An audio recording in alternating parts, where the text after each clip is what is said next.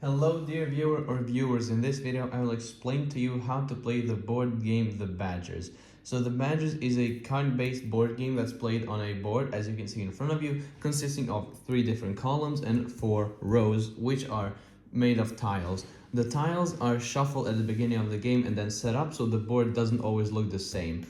The tiles are made up of 2 key components. They're made of the food that's consisting on them, and they may or may not have an obstacle. There are 3 different kinds of foods, as you can see here. There are snakes, eggs, and insects. Next up, I'll quickly show you this, but I'll explain it more in the combat section. So this is a clear tile, which doesn't have an obstacle, and this one has an obstacle. That's just a visual thing, but also a thing for combat. Next up, I'll show you the Badger cards and what they look like and also what they do. So let's start off with the backside. The backside shows the power of the Badger combined with their face down attack. If you haven't caught on by now, the Badgers can be played face up or face down depending on how the player wants them played. So there are absolutely no constrictions about playing them face up or face down. You can play them however you want. However, if they're face up, the enemy can also see their stats, the food that they have sometimes, and the ability that the Badger may or may not have. But if they're played face down, they only have their power, which is this, and their face down defense, face down attack, sorry. As you can see here, this Badger has 3 power, 13 attack for face up, and 8 face down defense. Meaning, if I play him like this, he would be attacking for 16. Like this, he would be defending for 11, but if I put him here, doesn't attack, he's only a 3 power Badger.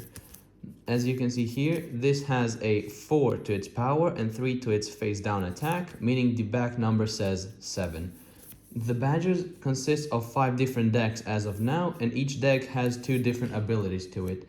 These are the Honey Badgers, and the other at the opponent's side are the Hog Badgers. These Badgers have 2 abilities, Tenacious and Teamwork. Teamwork gives 3 power to adjacent allies, and Tenacious, after loses as defending or face down defending, returns to your hand. I'll elaborate on that in the combat section a little bit more. Before the combat section, it's important to see who's playing first.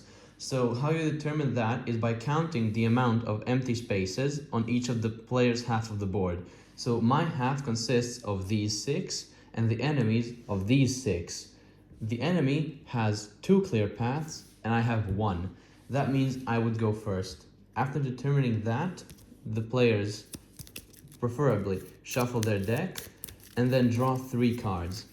In the Badgers, you are only, at the end of the turn, you only draw a card if you don't have all 3 already in your hand. So if you have less than 3, then you would draw, otherwise you don't draw. The game stops for a player once they have no other cards to draw from the deck. So the turn would start off like this. I would look at my cards and I would honestly look at the board which food I have. So before we begin with this, I'll also quickly explain the point system.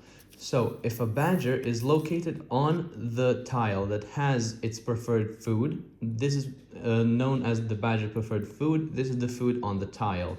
If the Badger at the end of the game is located on the tile, the player is to gain a point for each of the foods. For example, some Badgers may have 2 foods, and if they're located on their tile, the player gets 2 victory points. Some other Badgers as well could have multiple preferred foods. For example, this one has snakes and eggs, meaning if it's located either on the egg or the snake tile, the player would gain 1 point, but only 1 for that specific food. So you would start the game with 3 cards. You would look what you have, what you can play, and in this case I only have 1 food and it's not that good of a card, so I'll just place my Teamworker to buff my future cards. I'll put him right in the middle. I would draw a card because I have less than 3, and now it's the enemy's turn. The enemy, just like me, would probably look at their cards and notice what they have. They have some snake, they have an egg, so let's say they want to place their egg there. But they don't necessarily have to. So the way placing cards in the Badgers works is by looking at what the range of the badger is. So let's go back to the beginning. In the beginning of the match, I can only place the badger on these 3 tiles because they have an obstacle. Now comes into play the thing with the cards or tiles with no obstacles. So if the enemy player wants to play their badger there, they can. But considering they have an available empty space, they can play it here, or because it is an empty space or a non-obstacle tile, they can skip it, meaning they can play immediately right there. For example, if they need the bugs on here. Or even if they don't want that, considering this is also a clear tile, they can place it all the way here, pressuring me and gaining access, for example, in this case, to the eggs.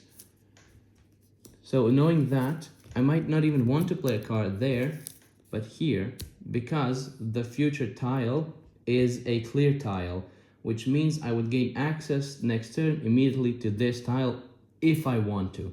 You don't have to skip the clear tiles, but you cannot skip the obstacle tiles.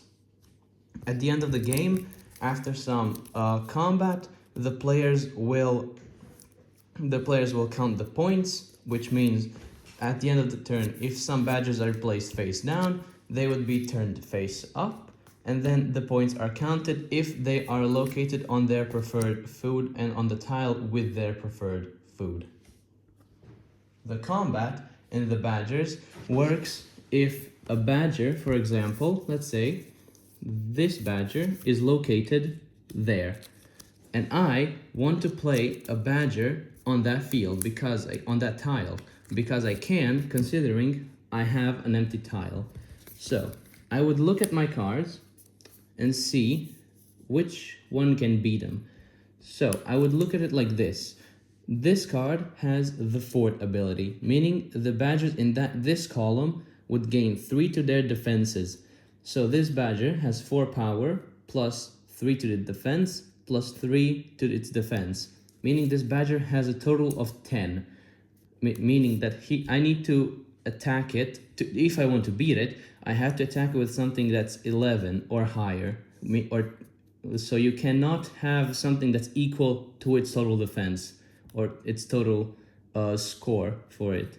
So I would attack it with, let's say, this one. It has 10 power plus 3 face up attack, meaning I would attack it, and considering this one is weaker, he would die, he would go to the graveyard, and this badger would take its spot on the tile. One more thing you can also do in the badgers is play your own cards over your cards. So you can play badgers on top of another badger. So for example, if I put a teamwork there and he doesn't have a food and I want the point, I can place the badger with a snake on top of it to gain the point at the end.